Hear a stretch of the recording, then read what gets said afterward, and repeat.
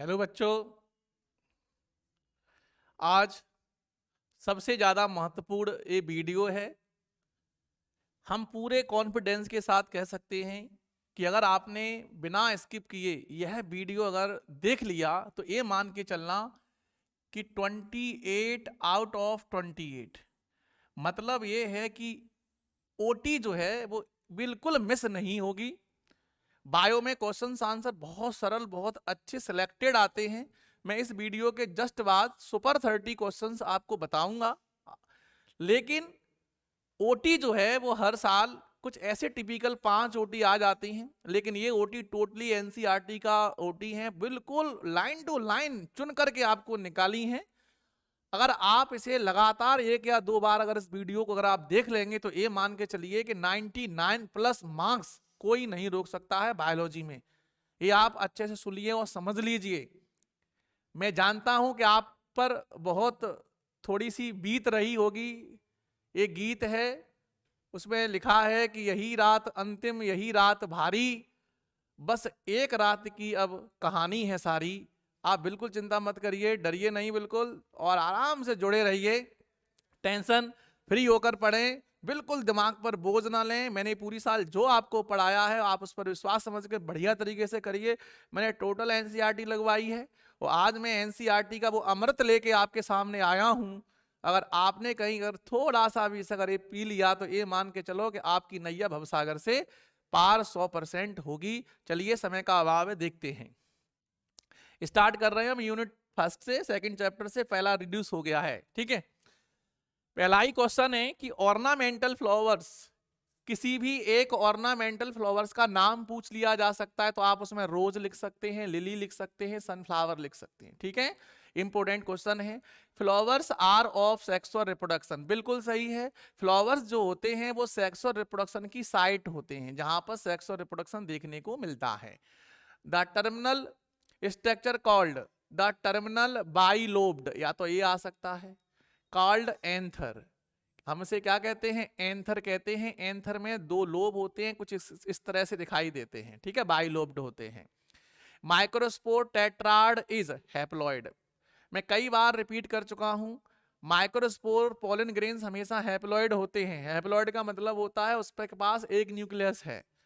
How many layers surrounded in microsporangium, microsporangium के surrounded कितनी layer होती हैं? तो सबसे आउटर लेयर को हम एपिडर्मिस कहते हैं, ठीक उसके नीचे की को एंडोथीसियम, बीच वाली को मिडिल लेयर और लास्ट वाली को हम टेपिटम कहते हैं। लास्ट ईयर क्वेश्चन पूछा गया था, right the function of tapetum, tapetum के फंक्शंस क्या होते हैं?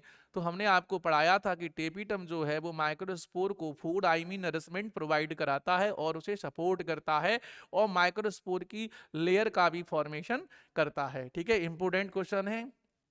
तो कितनी लेयर से? 4 लेयर हैं, ठीक है।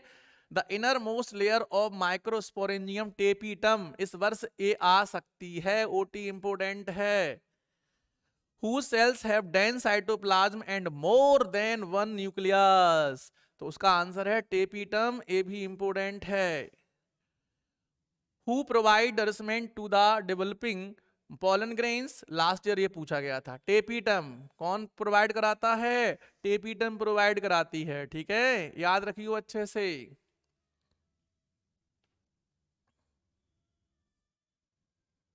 आगे देखो बेटा, a group of compactly arranged homogeneous cells called stage of young anther, उसका आंसर है स्पोर, स्पोरोजीनस टिश्यू। कौन सा आंसर है? स्पोरोजीनस टिश्यू आंसर है इसका, याद रखना। Sporopollenin is the releases by the tapetum, very very IMP है, याद रखियो इसे।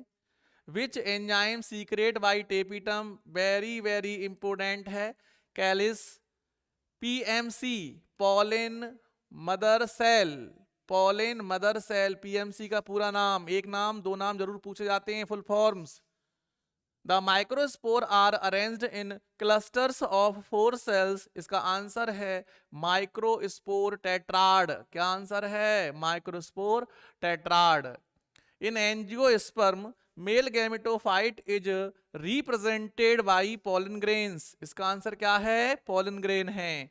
Pollen grain are about, very very important, इसे अच्छे से याद रखना है, मोस्ट है ये। Pollen grain are about 25 to 50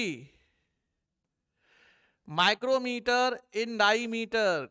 diameter कितना होता है? 25 से 50, 25 to 50 micrometre. The hard outer of pollen grains exine, याद रखना है कि हमारे माइक्रोस्पोर की आउटर लेयर को हम क्या कहते हैं? एक्साइन कहते हैं, जो कि एक हाई रेजिस्टेंस मटेरियल स्पोरोपोलिनिन की बनी होती है, जो हमारे नेचर में बायोलॉजिकल, फिजिकल, केमिकल किसी के साथ कोई रिएक्शन नहीं करती है। ये मोस्ट इंपोर्टेंट है। एक्साइन लेयर किसकी बनी होती है? स्पोरोपोलिनिन की बनी होती है। स्पोरोपोलिनिन, स्पोरोपोलिनिन की बनी होती है।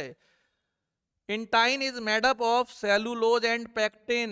ये वाला क्वेश्चन लास्ट ईयर पूछ लिया गया है फिल इन द ब्लैंक्स में कि इंटाइन लेयर जो है किसकी बनी होती है, तो इसका आंसर है सेलुलोज से और पेक्टिन से। आउटर लेयर किससे बनी होती है? स्पोरोपोलिनिन से बनी होती है। ठीक है। अच्छा, which is one of the most resistance organic material? Sporopollenin. मतलब स्पोरोपोलिनिन एक ऐसा मटेरियल होता है जो नेचर में किसी से कोई रिएक्शंस नहीं करता है।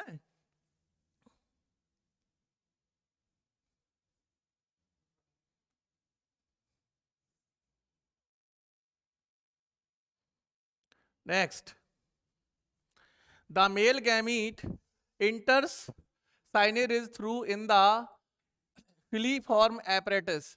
अच्छा, मेल गैमेट जो है वो कहां से एंटर करता है साइनेरिज्म में? तो उसका आंसर है फिलीफॉर्म एपरेटस। ठीक है, याद रखियो, इंपोर्टेंट है। Removal of anther from flower bud, emasculation, very very IMP question है ये। 2 नंबर में डिफाइन भी पूछ ले सकते हैं कि what is the means of इमस्कुलेशन। तो इमस्कुलेशन का मतलब ये होता है कि हम आर्टिफिशियल पॉलिनेशन में एंथर को काट कर अलग कर देते हैं। जब हम एंथर को कट करके हटा देते हैं, रिमूव कर देते हैं, तो दिस प्रोसेस इज कॉल्ड इमस्कुलेशन। ठीक है। Covering of flower with but water to the prevent can the of stigma with unwanted pollen। इसका मतलब ये होता है कि जब हम एंथर को रिमूव करके हटा देते हैं तो हम उसे कवर कर देते हैं, फ्लावर को कवर कर देते हैं, फ्लावर को क्या कर देते हैं? ढक देते हैं ऐसे करके। देखना, हम स्टिग्मा को ऐसे करके कवर कर देते हैं, ऐसे करके। इस कवर करने की प्रोसेस को हम बैगिंग कहते हैं। इसका एक दूसरा नाम और है बेटा, कैपिंग भी बोलते हैं। NCERT में उन्होंने बैगिंग लिखा है, तो आप ध्यान रखें बैगिंग ही लिखेंगे। Syngamy results in the formation of zygote.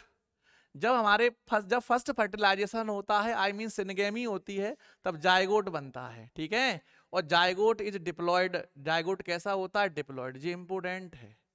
Microspore haploid होता है, लेकिन जायगोट हमेशा डिप्लॉयड होता है, क्योंकि उसके पास 2 न्यूक्लियस होते हैं, एक मेल गैमेट का होता है, एक फीमेल गैमेट का होता है। ठीक है, याद रखियो। Triple fusion results in the formation of PEN। PEN का पूरा नाम है primary endosperm nucleus. Primary endosperm nucleus. Primary endosperm nucleus जो है वो डबल फर्टिलाइजेशन के बाद बनता है। Who provide the nutrition of the developing embryo? Very very important, primary endosperm PEN जो होता है ना, वो जायगोट को नरिशमेंट प्रोवाइड कराता है। याद रखियो। Coconut water is the free nuclear endosperm.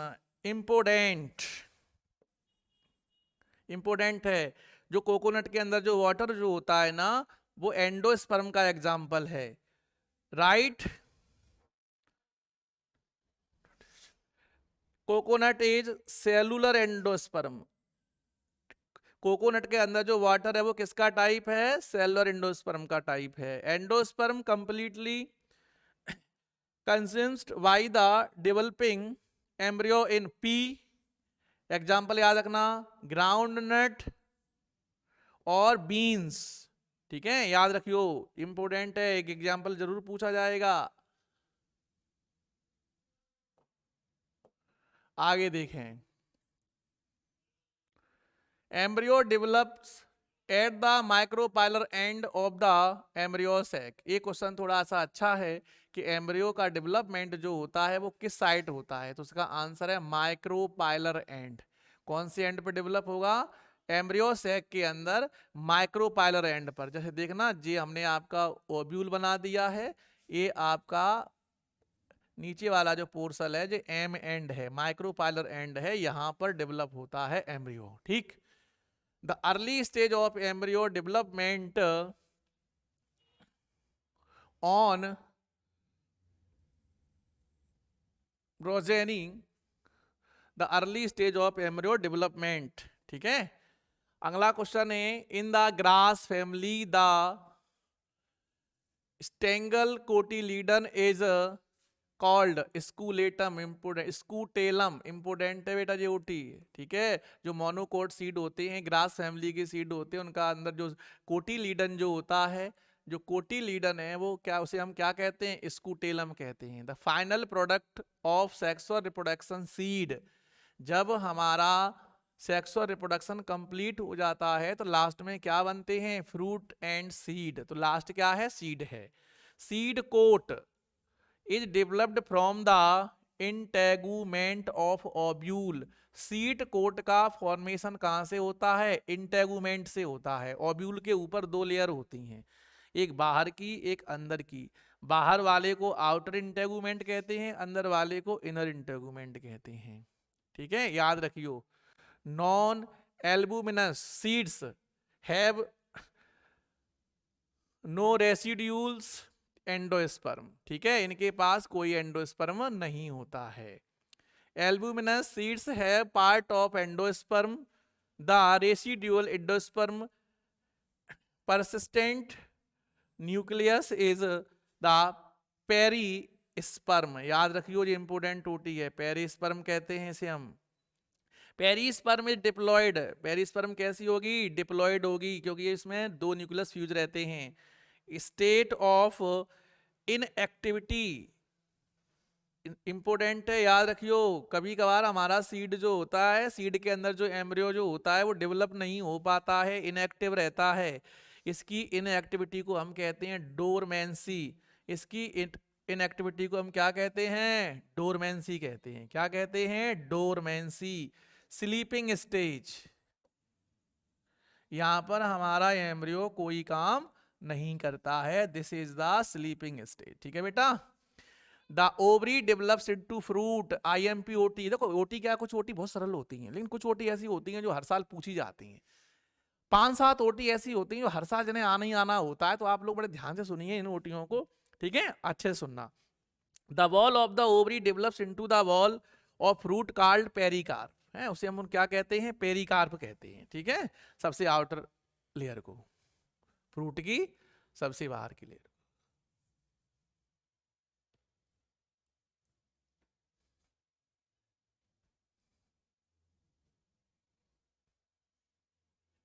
अगला है आपका the fruits which is developed without fertilization. Very very IMP, तुम्हारी किस्मत खराब हो, तुम्हारे भाग्य फूट गए हों, समझ में आ गई, तो हम नहीं कह सकते हैं नहीं, वरना कल के पेपर में पार्थेनोकॉर्पिक फ्रूट्स या पार्थेनोजेनेसिस, आई बात समझ में? धरी मिलेगी बिल्कुल। पार्थेनोजेनेसिस का मतलब होता है कि जब हम विदाउट फर्टिलाइजेशन के फ्रूट बनाते हैं तो इस प्रोसेस को हम कहते हैं पार्थेनोकॉर्पिक। समझ में आई? और ऐसे फ्रूट जो बिना फर्टिलाइजेशन के बनते हैं उन्हें हम कहते हैं पार्थेनोकॉर्पिक फ्रूट। और इनके बहुत अच्छे अच्छे एग्जाम्पल हमने पढ़ाए थे, ग्रेप्स, बनाना, ठीक है, और आपका पपाया। और एक और लेटेस्ट चीज बताएं, इसमें जो भी सीड बनेंगे वो विदाउट सीड के होते हैं, तो घूम फिरा के वो ये भी पूछ सकता है कि विदाउट सीड वाले फ्रूट हम कौन सी प्रोसेस से ग्रो करेंगे, तो उसका नाम है पार्थेनोजेनेसिस। लिखा है नीचे, banana is an example of parthenocarpic fruit. हमने 2-3 और बताए, ग्रेप्स, पपाया भी हैं इसमें। The mechanism of the production of seeds without fertilisation, apomixis, base most important, apomixis भी याद रखना। ठीक है। occurrence of the more than one embryo in a seed is the referred to as the polyembryony, most important। Polyembryony, apomixis, parthenocarpic, 3 में से आप देख लेना पक्का मिलेगा आपको। पॉली एम्ब्रियोनी का मतलब बेटा होता है, वैसे तो मोस्टली एक सीड के भीतर एक एम्ब्रियो होता है, रूल्स ए कहते हैं। बट कुछ फ्रूट्स ऐसे होते हैं, कुछ सीड ऐसे होते हैं जिनमें मोर देन 2 एम्ब्रियो होते हैं। ऐसी सिचुएशन को हम कहते हैं पॉली एम्ब्रियोनी कहते हैं बेटा। इसके एग्जाम्पल हम आपको बता दें, इसके एग्जाम्पल बेटा आपका ऑरेंज है, और बेटा आपका लेमन है। सिट्रस फैमिली मान लो है, सिट्रस इसमें लिखा है, मैंने नीचे लिखा है कि example of poly embryony citrus and the mango है, ये है इसके एग्जाम्पल। ठीक है,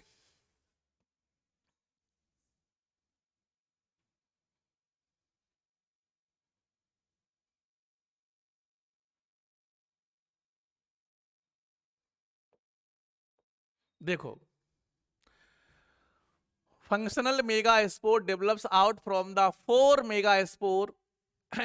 This method is called the monospore sporic development. Monosporic development कहते हैं इसको, जब हमारा जो मेगा स्पोर जो है वो एक्टिवेट होता है, काम करता है, ठीक है, तब 6 nucleus is surrounded by the ball out of 8। The egg apparatus consists of 2 synergids and 1 egg cell। ये थोड़ी कैलकुलेशन बेटा दे रखी है, मैं आपको इसको डायग्राम ड्रॉ करके मैं साइड में बताता हूँ। मैंने ये डायग्राम ड्रॉ किया है।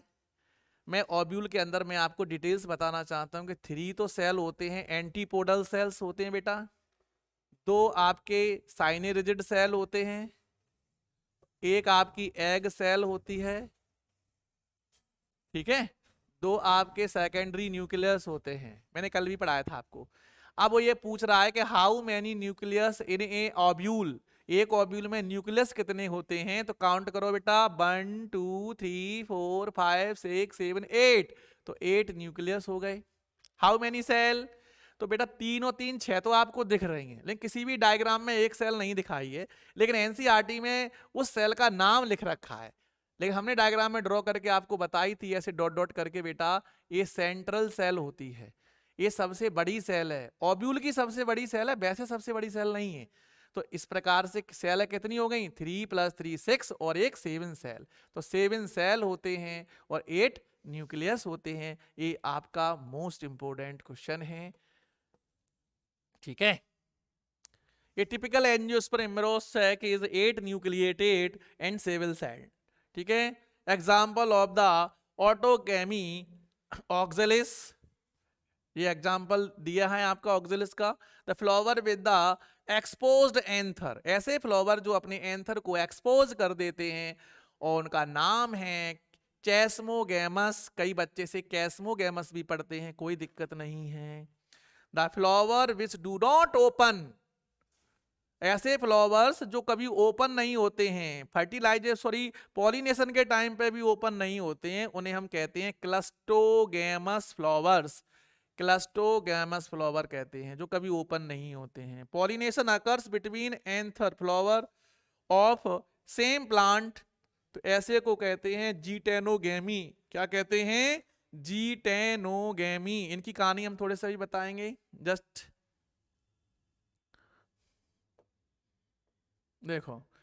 जीटेनोगेमी, pollination occur between difference flower of different plant, xenogamy, ठीक है, कौन से कहेंगे, जीनोगेमी बोलते हैं। ऐसे फ्लावर, एक फ्लावर यहां लगा हुआ है, एक फ्लावर यहां लगा हुआ है, दोनों अलग अलग हैं, यहां से यहां तक पोलन ग्रेन ट्रांसफर होते हैं, तो उसे हम कहते हैं जीनोगेमी। और जैसे कि एक यहां पर प्लांट है और इसी प्लांट पे दूसरा फ्लावर लगा है, तो इस फ्लावर का पोलन ग्रेन्स यहां चला जाए तो हम इसे जीटेनोगेमी कहते हैं। क्या कहते हैं, जीटेनोगेमी। सेम प्लांट डिफरेंट फ्लावर, इसमें डिफरेंट प्लांट डिफरेंट फ्लावर। आई बात समझ में, याद रखियो अच्छे से। Abiotic agent for pollination, abiotic agent means ऐसे एजेंट जो जीनोगेमी में यूज किए जाते हैं, क्रॉस पॉलिनेशन में यूज होते हैं, जिनकी वजह से ही हमारे पॉलन ग्रेन्स एक प्लेस से दूसरे प्लेस पर ट्रांसफर होते हैं।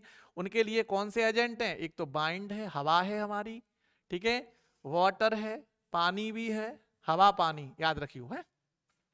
Biotic agent for pollination animals हैं, majority of plant use biotic agent for pollination. सबसे ज्यादा अगर हमारे प्लांट कौन से एजेंट को यूज करते हैं? बायोटिक में। बायोटिक में हमारे इंसेक्ट आते हैं। कोई क्वेश्चन पूछ दे कि सबसे ज्यादा जो बायोटिक एजेंट होते हैं उनमें सबसे ज्यादा कौन ज्यादा हेल्प करते हैं, तो उसका आंसर है इंसेक्ट। क्योंकि इंसेक्ट हमारी आर्थ्रोपोडा में आते हैं और आर्थ्रोपोडा हमारा लार्जेस्ट है, सबसे बड़ा फाइलम होता है, इसीलिए इंसेक्ट पॉलिनेशन में सबसे ज्यादा हेल्प करते हैं। याद रखियो, अच्छा क्वेश्चन है। इसमें से एक क्वेश्चन, इस पन्नी में से आपको एक क्वेश्चन धरा मिलेगा, कौन से ऐसे फ्लावर हैं जिनमें वाटर की हेल्प से होता है पॉलिनेशन, किसमें हवा के द्वारा होता है। इसमें से एक पेज को आप याद रखना, इसमें से जरूर आएगा। Wind pollination is the quite common is the grasses, हवा के द्वारा घास में पॉलिनेशन होता है। Water pollinated plant are the vallisneria, very very IMP है, ठीक है। हाइड्रला एंड वेलसनेरिया में वाटर के द्वारा पॉलिनेशन होता है, याद रखियो, ठीक है। Hyacinths and the water lily pollinated by the insect, lily में पॉलिनेशन इंसेक्ट कराते हैं, ठीक है, वाटर लिली में। और bind because they emerge above the water, है ना, अभी पानी और दोनों जगह मिलते हैं, इसीलिए हवा पानी दोनों ही इसमें यूज होंगे, याद रखना है। अगला क्वेश्चन वेरी इंपोर्टेंट बन रहे हैं कुछ कुछ, याद रखियो। The water pollinated species pollen grains are product from the, ठीक है, यहां पर देखो आप लोग 6 फीट इन हाइट, आई बात समझ में। Amorphophallus the flower itself is about 6 feet in height, ये टॉलेस्ट फ्लावर होता है, 6 फीट लंबा है। The pistil has the ability to the recognise the pollen, apple, strawberry, ठीक है, कैस्यूस आर द फॉल्स, ये फॉल्स फ्रूट के एग्जाम्पल हैं। कौन सा फ्रूट? False fruit. हम एक बार आपको और रिपीट कराते हैं, फॉल्स फ्रूट का मतलब होता है ऐसे फ्रूट्स जो ओवरी के अलावा थैलेमस से, सेपल से, पेटल से मिलकर बनते हैं, उन्हें हम फॉल्स फ्रूट कहते हैं। जो ओवरी से मिलकर बनते हैं उन्हें हम ट्रू फ्रूट्स कहते हैं, आई बात समझ में। और जो विदाउट फर्टिलाइजेशन के बनते हैं उन्हें हम पार्थेनोकॉर्पिक फ्रूट कहते हैं। तो याद रखना, ये इंपोर्टेंट है। एक एग्जाम्पल घुमा के आ सकता है, ऐसे पूछ सकता है वो, why is apple called false fruit, हम एप्पल को फॉल्स फ्रूट क्यों कहते हैं, ऐसे करके पूछ सकता है वो, पूछने वाले का कोई भरोसा नहीं है। How many percent of angiosperm pollen grains are shed at this two celled stage, answer है 60%। इंपोर्टेंट, वीडियो बिल्कुल स्किप नहीं करना है, एक एक लाइन टू लाइन पढ़नी है, अदरवाइज आपका बहुत छूट जाएगा। 2 OT नुकसान, टॉप नहीं कर सकते हैं आप, क्योंकि टॉप करने के लिए 28 ऑफ 28 चाहिए, हर हालत में चाहिए। इंटेलिजेंट बच्चे बिल्कुल एकदम ऐसे आंखें लगा के देखें, सुने, क्योंकि सुनने से बहुत ज्यादा याद होता है, रटने से पढ़ने से लोग भूल जाते हैं। How many cells contains by the matured pollen grains 2, एक मैच्योर पोलन ग्रेन्स के पास कितने सेल होते हैं? 2 सेल होते हैं बेटा। एक का नाम है वेजिटेटिव सेल, दूसरे का नाम है जेनरेटिव सेल। अब थोड़ी सी और डिस्कशन कर देते हैं, बाय चांस कहीं पूछ दिया तो। वेजिटेटिव सेल को हम ट्यूब सेल भी कहते हैं, वेजिटेटिव सेल को हम ट्यूब सेल कहते हैं जो पोलन ट्यूब बनाती है। और जेनरेटिव सेल्स जो होते हैं वो मेल गैमेट बनाते हैं बेटा। क्या बनाएंगे? Male gamete. अब ये और बता दो, मेल गैमेट कितने होते हैं? 2। तो बोलो ओटी में से ओटी निकली, हाँ, इसलिए बिल्कुल कंटिन्यू देखना है। 3 sailed stage in 40% of the angiosperm pollen grains are rich in nutrients, important है, सरल जरूर है। pollen grains के अंदर सबसे ज्यादा क्या होता है? न्यूट्रिएंट्स होते हैं, न्यूट्रिशन होता है। pollen concentrations increase the performance of the athletes and race horses to life, ठीक है, याद रखना। Rice, wheat, pollen grains loss viability within 30 minutes, important OT है। अगर हमारे राइस, व्हीट अपने पोलन ग्रेन्स को अगर रिलीज कर देते हैं तो उनकी डेथ जो है वो 30 मिनट के अंदर ही हो जाती है, उनके पास ज्यादा एबिलिटी नहीं होती है। आई बात समझ में? वो कैसे होते हैं? Loss by ability. कितने? 30 मिनट, इंपोर्टेंट है, याद रखियो, ठीक है। और दिया गया है Rosaceae, Leguminaceae, and the Solanaceae. Pollen grains maintain viability for month. हाँ, इनमें अच्छी कैपेसिटी होती है, इनके pollen grains कई महीनों तक पड़े रहें फिर भी खत्म नहीं होते हैं. To store pollen grains of a large number of species for years, keeping in liquid nitrogen. Temperature दिया गया है -196 डिग्री सेल्सियस, या याद रखना है. ठीक है. गाइनोसियम, ये लिखा हुआ है, गाइनोसियम जो है वो female reproductive part of the flower है.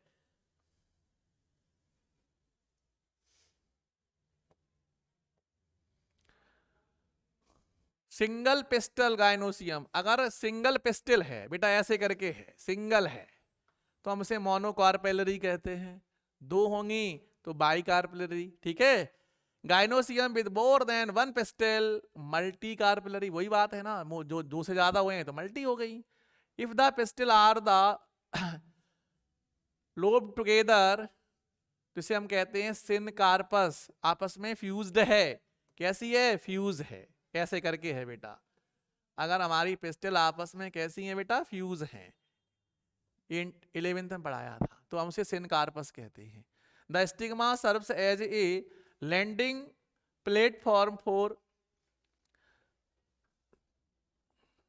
The placenta and ovule located inside ovarian cavity. वो ये कह रहा है कि प्लेसेंटा जो होते हैं वो ओव्यूल के अंदर प्रेजेंट रहते हैं. प्लेसेंटा देखना, ये हमारा ओवरी हो गई, ओवरी हो गई, और ये हमारा हो गया placenta.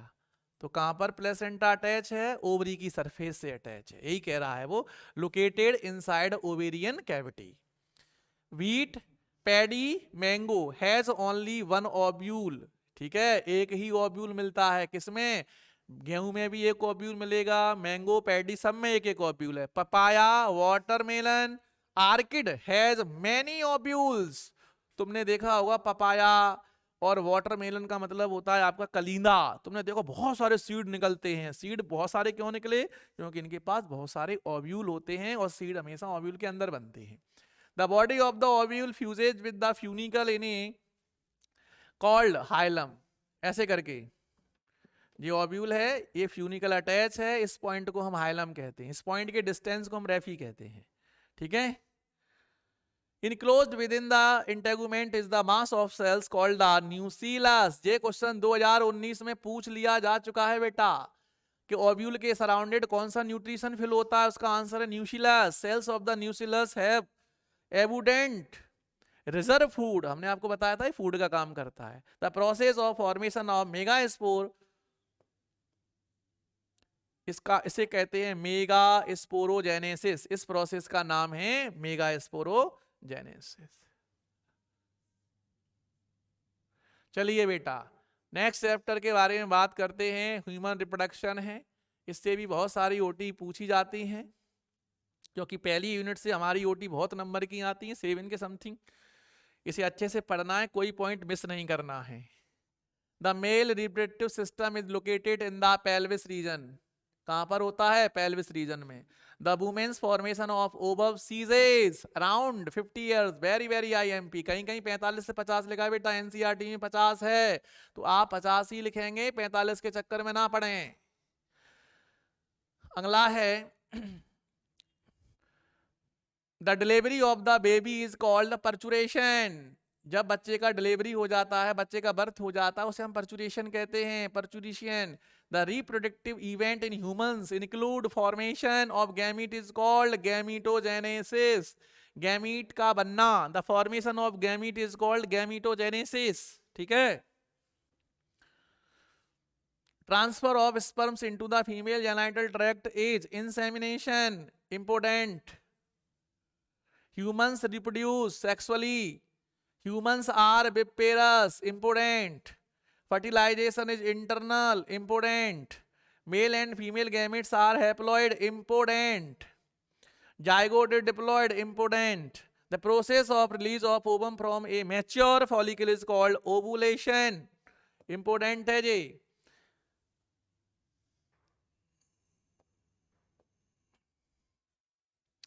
The fusion of male gamete and female gamete is called fertilization.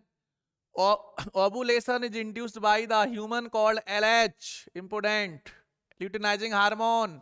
Fertilization takes place in the fallopian tube. Most important, बेटा कई बार एग्जाम में आ चुका है क्वेश्चन कि फर्टिलाइजेशन कहाँ होता है. Zygote divide the form of blastocyst, which is the implanted in uterus.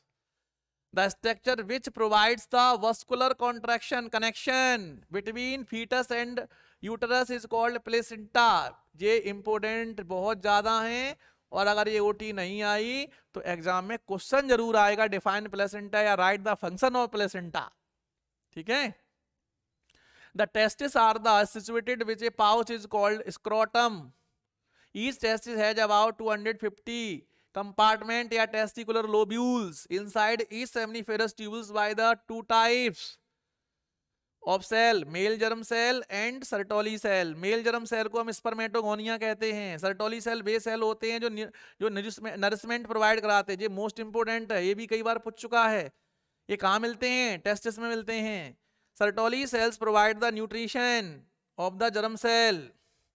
Leading cells secrete and the synthesis fertilization hormone called androgens. Important है ये androgens.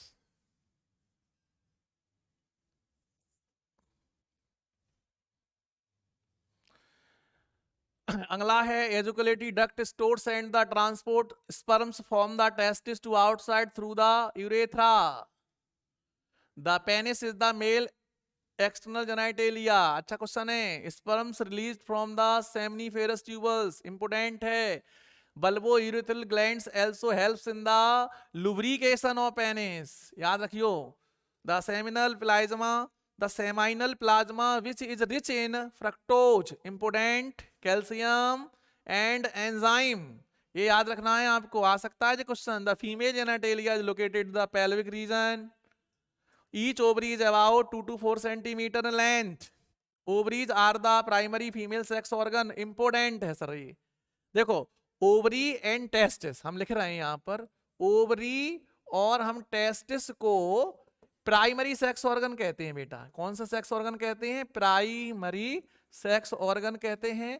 और हम इनको एक ही वर्ड में अगर प्रोनाउंस करें तो हम इसका नाम रखते हैं GONAD, गोनेड्स. इन्हें हम गोनेड्स कहते हैं. दोनों को एक बार में क्या कहेंगे? गोनेड कहेंगे. जो रट लियो, जो इंपोर्टेंट है. Each fallopian tube is about 10 to 12 centimeter long. The edges of the infundibulum passes the finger-like structure. ठीक है, इसे हम फिमरी कहते हैं. The cavity of the cervix is called cervical canal. The wall of the uterus has 3 layers. Uterus में 3 layers होते हैं.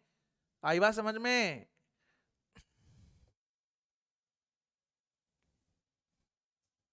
चलो चलते चलते ये क्वेश्चन इस चैप्टर का बहुत अच्छा क्वेश्चन है कि the opening of the vagina often covered partially by the membrane called hymen. Vagina जो होती है वो एक लेयर से कवर्ड रहती है. उस लेयर का नाम है हाइमन मेम्ब्रेन. उसका नाम है हाइमन मेम्ब्रेन. याद रखना है. The ovum released by the ovaries. Write one functions of the Sertoli cell. Important है, न्यूट्रिशन प्रोवाइड कराता है. ठीक है. The glandular tissue of each breast is divided into 15 to 20 lobes.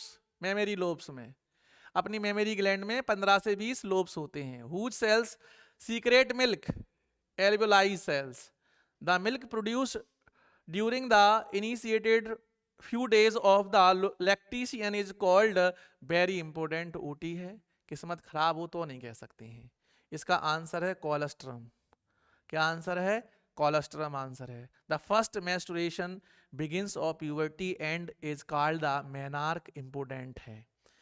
Maintenance of hygiene of the sanitations during menstruation cycle. ठीक है, याद रखना है, ये नॉलेजफुल चीजें हैं. Graafian follicle transform of the ovum. ये ओवम है.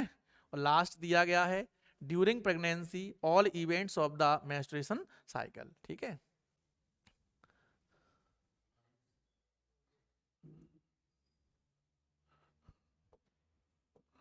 देखिए the embryo with 8 to 16 blastomeres is called morula. Important है बेटा ये। मोरला क्या है? मोरला में 8 to 16 सेल होते हैं, याद रखना है इस बात को।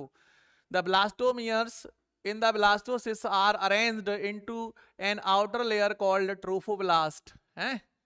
The inner group of cells attached to the trophoblast called inner mass cell. ठीक है, ट्रोफोब्लास्ट के भीतर यहाँ पर जो सेल प्रेजेंट रहते हैं उन्हें हम इनर मास सेल कहते हैं। ठीक है, finger like projection appear on the trophoblast called the chorionic villi कहते हैं। ऐसे करके कोरियोनिक ऐसे विलाई बन जाती हैं, फिंगर जैसे स्ट्रक्चर बन जाती हैं। ठीक है, उसे अपन कोरियोनिक विलाई कहते हैं। Function of placenta, supply of oxygen, nutrition, embryo, gaseous transport, excretion, बहुत सारे फंक्शन हैं। The placenta is the connected to the embryo through and the umbilical cord. Placenta किससे जुड़ा होता है? अम्बिलिकल कॉर्ड से जुड़ा होता है। Name of hormones produced by the placenta, most important है बेटा HCG, HPL, oestrogens and the progesterone hormone. इन्हें आपको रटना है, याद करना है, ये पूछे जा सकते हैं। Name the hormone secreted by the ovary, relaxin. क्या है? रिलैक्सिन है। ठीक है, देखो बेटा एस्ट्रोजन, प्रोजेस्टेरोन और रिलैक्सिन जी हमारे प्लेसेंटा से रिलीज होने वाले हार्मोन है और ये काफी पॉपुलर हार्मोन है। इन्हें याद कैसे रखेंगे? इन्हें याद रखने के लिए हम एक बात बताते हैं, आप इन्हें याद रखें अच्छे से। आप ये ट्रिक कभी नहीं भूलेंगे। माना कि आप कहीं स्टूडियो में फोटो खिंचाने के लिए गए, तो आप फोटोग्राफर से बोलो कि ऐसा पोज खींचो कि रिलैक्स मिल जाए। ऐसा पोज खींचो कि रिलैक्स मिल जाए। ऐसा means estrogen, pose means progesterone और रिलैक्सिन रिलैक्स। ऐसा पोज खींचो कि रिलैक्स मिल जाए। हो सकता है आपको भी कर रिलैक्स मिल जाए, आ जाए कहीं बाई चांस तो है, देखते रहना है। तो आपको याद रहेगा ना, ऐसा पोज खींचो कि रिलैक्स मिल जाए। Full form of the HCG, human chorionic gonadotropin. हाँ, फुल फॉर्म बेटा बहुत पूछे जाते हैं। HPL का full form human placental lactogen. Which hormones are produce in woman during pregnancy? HCG, HPL and relaxin. ऐसा पोज खींचो जो बार बार आ रहे हैं, इसलिए ये इंपोर्टेंट है। ठीक है, तो इनके फुल फॉर्म याद रखना है। LH luteinizing hormone, FSH follicle stimulating hormone. The structure which provide the vascular connection between fetus and uterus is called placenta. Important है sir. Human beings are the continuous breeders। ठीक है, human कैसा है? लगातार breeders कराने वाला है। The nature of the semen is alkaline. जे इंपोर्टेंट है बेटा इस साल के लिए, क्योंकि ये आई नहीं है बहुत दिनों से, है ना। Which hormones control the sperm formation? FSH, याद रखियो, इंपोर्टेंट है। How many polar bodies are formed during the formation of ovum during oogenesis? 3। Name the main store house of sperm? Epididymis, सबसे ज्यादा यही मिलेंगे sperm. Name the process in which zygote start dividing by the specific mitotic divisions? Cleavage, डाइवेज, zygote जब division करता है तो इस प्रोसेस को हम क्लीवेज कहते हैं और इन सेलों को हम ब्लास्टोमियर्स के नाम से जानते हैं। थोड़ी सी बेसिक नॉलेज के बारे में थोड़ी सी चर्चा कर लेते हैं कि 10% तो बेटा स्पर्म होते हैं, याद रखियो।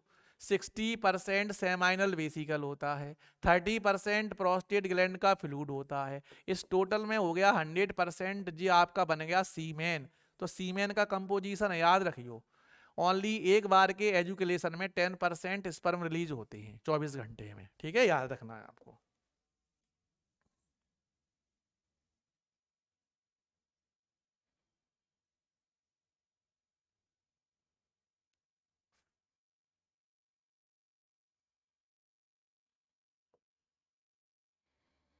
Acrosome made up of Golgi. Acrosome Golgi का बना होता है, गोल्गी बॉडी से बनता है। The human male ejaculates about, important है बेटा, 200 से 300 million sperms during a coitus. एक बार के एजुकेलेट में 200 से 300 मिलियन स्पर्म रिलीज होते हैं। Puberty, only 6000 8000 primary follicles are in its ovary. 80,000 हैं। Each spermatogonia is diploid. Spermatogonia diploid होती है, जिसमें 46 क्रोमोसोम रहेंगे। Secondary spermatocytes 23 chromosome each. ठीक है, sperm released from the seminiferous tubules, याद रखना है। प्रोसेस को कार्ड स्पर्माइलेशन कहते हैं। इसके फुल फॉर्म GRH का फुल फॉर्म याद रखना है, ठीक है। गोनोडोट्रोपिक रिलीजिंग हार्मोन इसका पूरा नाम है। LH का नाम पता है, FSH का नाम भी पता है। ये प्लाज्मा मेम्ब्रेन, बिल्कुल इंपॉर्टेंट क्वेश्चन है कि स्पर्म के ऊपर कौन सी मेम्ब्रेन कवर होती है, प्लाज्मा मेम्ब्रेन होती है, ठीक है। अच्छे से याद रखियो, प्लाज्मा मेम्ब्रेन प्रेजेंट रहती है। अच्छा, ओवम के बनने की प्रोसेस को oogenesis कहते हैं, यहां पर दी गई है oogenesis। ओवम के बनने की प्रोसेस को हम क्या कहते हैं, oogenesis कहते हैं। क्या कहते हैं बेटा, oogenesis कहेंगे। ईच प्राइमरी फॉलिकल को हम oocyte कहते हैं, सबसे पहली को, ठीक है। उसके ऊपर एक लेयर प्रेजेंट होती है ग्रेनुलोसा। द टर्सरी फॉलिकल को हम बोलते हैं ग्राफियन फॉलिकल, इंपोर्टेंट है। यहीं से ओवम का रिलीज हो जाता है, जिसे हम ओवुलेशन कहते हैं, ठीक है। द सेकेंडरी oocyte फॉर्म से न्यू मेम्ब्रेन, जिसका नाम है जोना पेलुसिडा। क्या नाम है, जोना पेलुसिडा, ठीक है। Remaining part of the Graafian follicle, उसे हम कार्पस ल्यूटियम कहते हैं। जो हमारी ग्राफियन फॉलिकल होती है, मान लिया जी ग्राफियन फॉलिकल थी, इससे ओवम रिलीज हो गया, अब इसका जो हिस्सा बच गया, इसे ही हम कार्पस ल्यूटियम कहते हैं, Cl। याद रखियो, the corpus luteum secrete large amount progesterone hormone secrete करेगी, स्टॉपिंग मेंस्ट्रुएशन साइकिल, मीनोपोज, और कब, 50 साल, 50 ईयर्स में जाकर मीनोपोज हो जाता है, मेंस्ट्रुएशन साइकिल स्टॉप हो जाता है। आप अच्छे से याद करेंगे।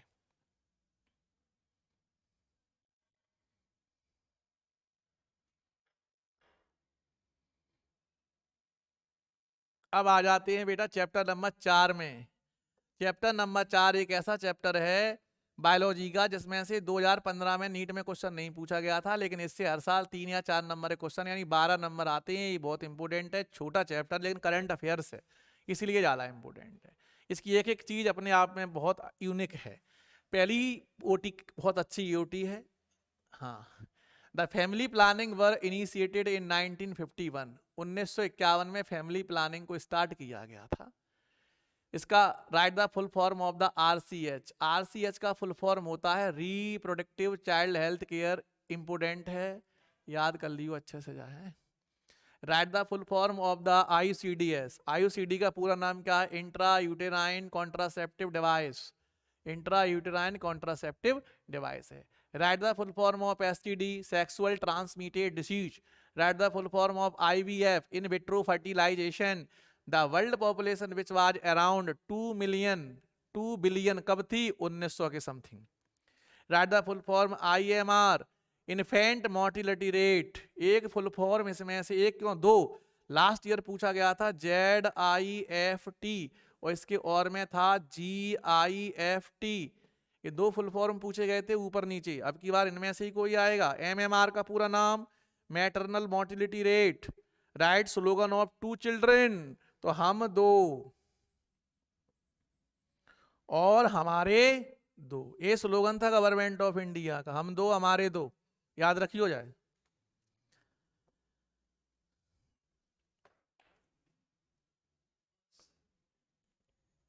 बीस पेज बेटा हो चुके हैं, थोड़ा सा वेट कर लो, डाउनलोड चल रहा है, ठीक है। ये ओटियां आप बहुत अच्छे से पढ़ना, सुनना, देखना। अभी बहुत समय है पेपर में, मात्र 1-1.5 घंटा केवल आपको ये सुनना है। 1.5 घंटा में लाइफ सेट 28 आउट ऑफ 28, बस। लास्ट के परीक्षा के जाते टाइम सुबह पढ़ लेना 28, और अभी देख लेना, अभी एक बार अभी सुन लेना, एक बार जाते टाइम सुन लेना। हर स्टूडेंट को, अगर वो हमारा स्टूडेंट है तो पक्का इसे 2 बार देखेगा, क्योंकि हमारे सारे विद्यार्थी आज्ञाकारी हैं। जो गुरु की बात मानते हैं वो बहुत आगे बढ़ते हैं, उनका कोई कुछ नहीं कर सकता है।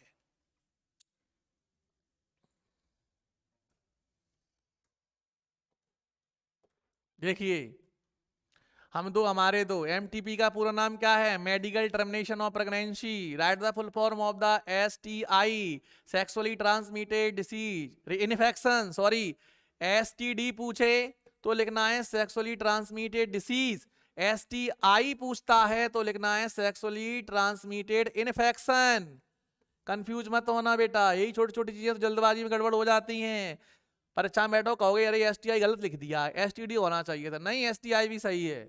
Which procedure is used to test for the presence of certain genetic disorder? एक ऐसे टेस्ट का नाम बताना है जो जेनेटिक डिसऑर्डर्स मींस ऐसी बीमारी जो जन्म से हो, मम्मी पापा वाली डिसीज अगर हो, उसको टेस्ट किससे कर सकते हैं? एमनियोसेंटेसिस, याद रखना है। Name one oral contraceptive for the female, सहेली। हम माला डी भी लिख सकते हैं, माला एन भी लिख सकते हैं, लेकिन सबसे इंपोर्टेंट सहेली इसीलिए लिखी है क्योंकि सहेली जो है वो अभी वर्तमान में सबसे ज्यादा इफेक्टिव है। PIDs, pelvic inflammatory disease, AIDS, AIDS last year पूछ ली गई है, एड्स और एचआईवी के पूरे नाम पूछे गए थे last year. Acquired immunodeficiency syndrome, human immunodeficiency virus, अब की बार आईसीएसआई का पूछ सकता है, ठीक है। इंट्रासाइटोप्लाज्मिक स्पर्म इंसेमिनेशन या इंजेक्शन, इंट्रासाइटोप्लाज्मिक स्पर्म इंजेक्शन, याद रखने जाए।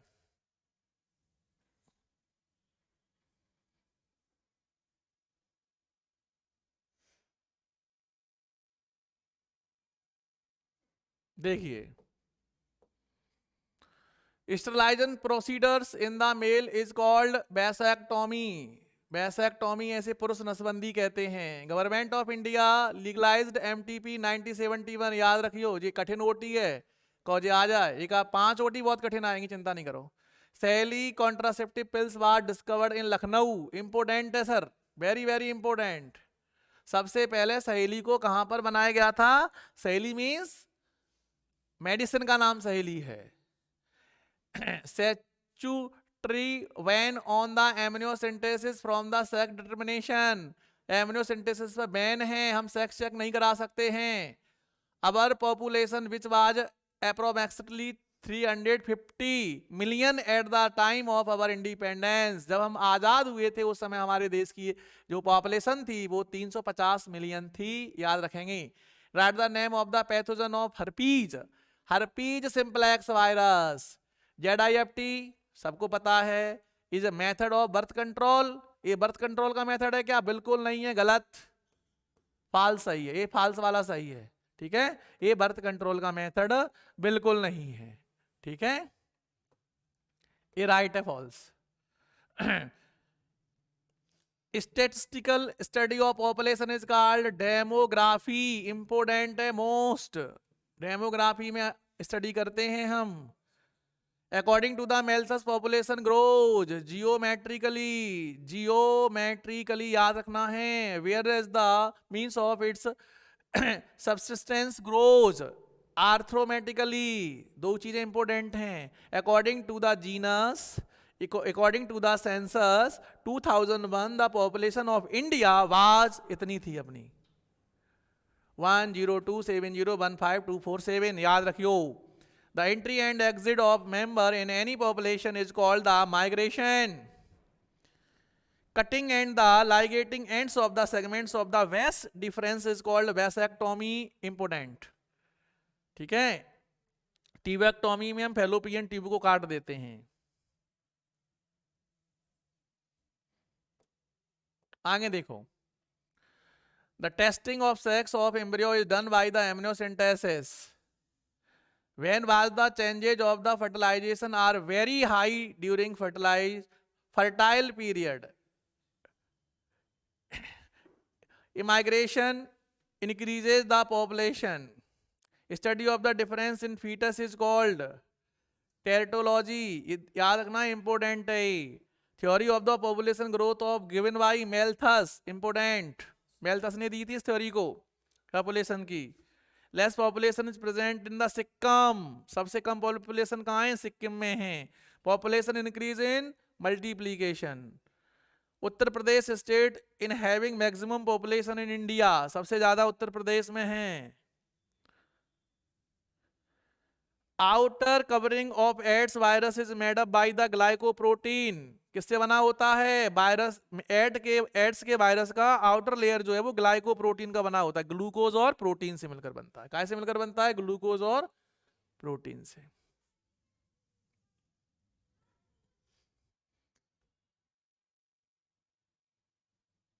लास्ट, ये आपकी 1 यूनिट कवर होने वाली है जस्ट ही। सबसे ज्यादा हाईएस्ट ओटी इससे पूछी जाती हैं और यूनिट नंबर 3 से पूछी जाती हैं, 14 नंबर की OT. Amniocentesis is often the misused for the defection of sex of fetus. Ions released from IUD in uterus reduce the motility and the fertilization capacity of sperms. ठीक है, copper, किससे? Copper. Write the name of the bacterial STDs, syphilis, gonorrhoea. Write the full form of ART, कल भी पढ़ाया था, assisted reproductive technology. अगर इनके नाम पूछे जाएं कौन कौन सी हैं तो आप नाम लिख दें. सर ZIFT इसका पहला नाम है, IVF है, IVF को हम टेस्ट ट्यूब बेबी कहते हैं, टेस्ट ट्यूब बेबी बोलते हैं, और GIFT भी इसका ही एक नाम है. तो ART में ये सब शामिल हैं, याद रखना अच्छे से. ET embryo transfer, AI artificial insemination, IUT intrauterine transfer, IUI intrauterine insemination.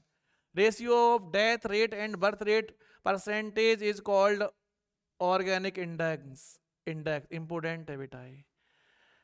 Gestation period human female 270 से लेके 280 डेज. अगर डेज में पूछ रहा है तो इतना, महीने में पूछे तो 9.5 मंथ हो गया.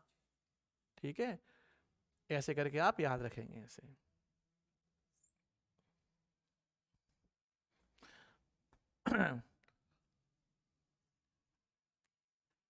चलिए, इसी के आगे चैप्टर नंबर 5 जो है वो बाद में कराएंगे, क्योंकि चैप्टर नंबर 5 अभी बीच में ऐड नहीं है, लास्ट में है. पहले हम 6 पढ़ेंगे.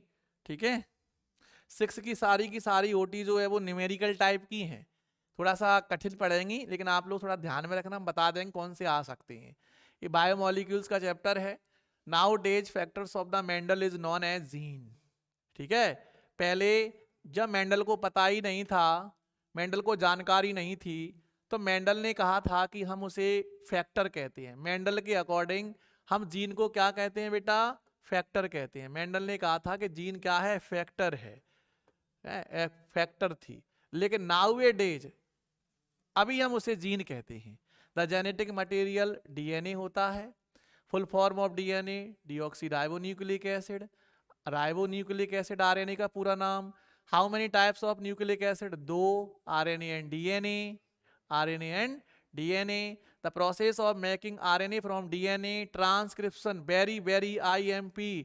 ट्रांसक्रिप्शन और ट्रांसलेशन एग्जाम में धरी मिलेंगी कल. The process of transfer of genetic information, transcription. ठीक है. The process of protein synthesis, translation. Genetic code, that genetic code important है. ठीक है, जो कि कोडिंग करने का काम करेंगे. DNA is the long polymer of deoxyribonucleotides. लंबा DNA है, किससे बना होता है? डीऑक्सीराइबोन्यूक्लियोटाइड से मिलकर बनता है ना. Name the organism which contain single standard DNA. Bacteriophage. ठीक है, कौन है जिसके पास सिंगल स्टैंड होता है? बैक्टीरियोफेज. बैक्टीरियोफेज है 5386 nucleotides. Important. Bacteriophage. Lambda has 48,502 base pairs, BP base pairs. इतने जोड़े होते हैं नाइट्रोजिनस बेसेस की. E coli, Escherichia coli. E coli has 4.6 multiply 10⁻6 BP. इतने होते हैं इसके पास बेस पेयर्स. किसके पास? इकोलाई के पास. ह्यूमन DNA, ये इंपोर्टेंट है. ह्यूमन DNA ए 3.3 मल्टीप्लाई 10⁻9 बेस पेयर्स. ठीक है, ये न्यूक्लियोटाइड है 3 कंपोनेंट्स. एक DNA के पास कितने कंपोनेंट्स होते हैं? 3 होते हैं, जैसा कि सब आप जानते हैं. नाइट्रोजिनस बेसिस होते हैं, फास्फोरिक एसिड होता है, और पेंटोज शुगर होती है. ठीक है, जिसे अपन डीऑक्सी राइबो शुगर कहते हैं. ये nucleotide components are nitrogenous base, phosphate group और पेंटोज शुगर. पेंटोज शुगर के 2 टाइप होते हैं, डीऑक्सी राइबोज और राइबोज. याद रखना आप. हाँ, राइबोज होती है अपने RNA के पास, डीऑक्सी राइबोज होती है DNA के पास. इसी के बेस पर इनके नाम रखे गए. ठीक है, और पेंटोज शुगर के टाइप हैं दोनों के दोनों.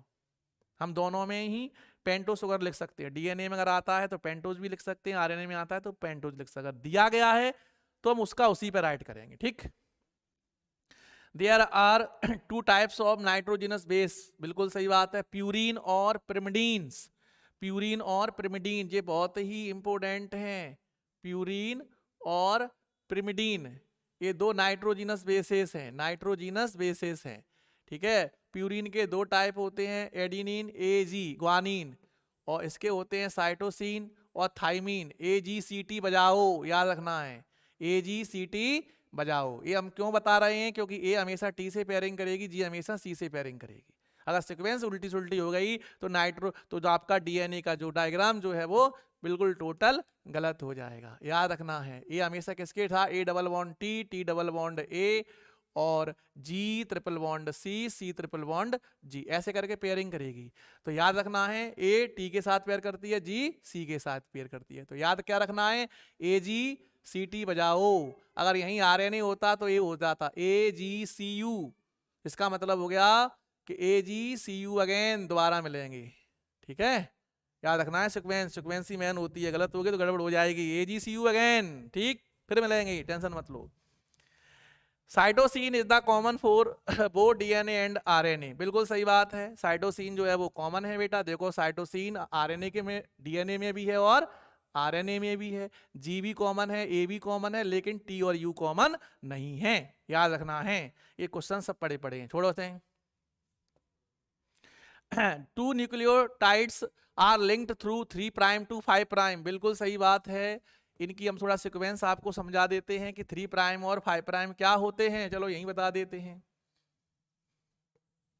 ये देखो बेटा, ये डबल स्ट्रैंड हो गया, अगर इसकी सीक्वेंस 3 प्राइम है तो ये 5 प्राइम होगा, यहाँ पर 3 है तो ये 5 प्राइम टू 3 प्राइम होगा। ये है, कई लोग इसे डैश पढ़ देते हैं, डैश नहीं पढ़ते, इसे प्राइम पढ़ा जाता है।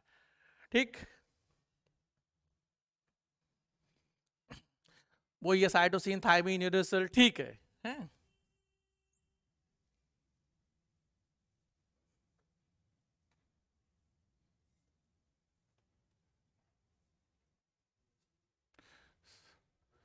24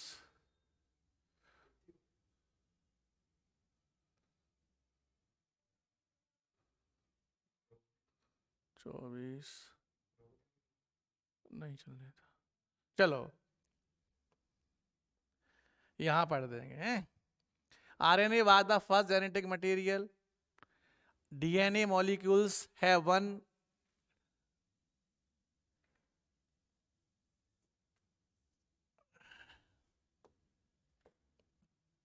DNA was the first genetic material. DNA molecules has one parental and the one newly synthesis stand was the termed, थोड़ा पेज दूसरा जुड़ गया, कट कर दो।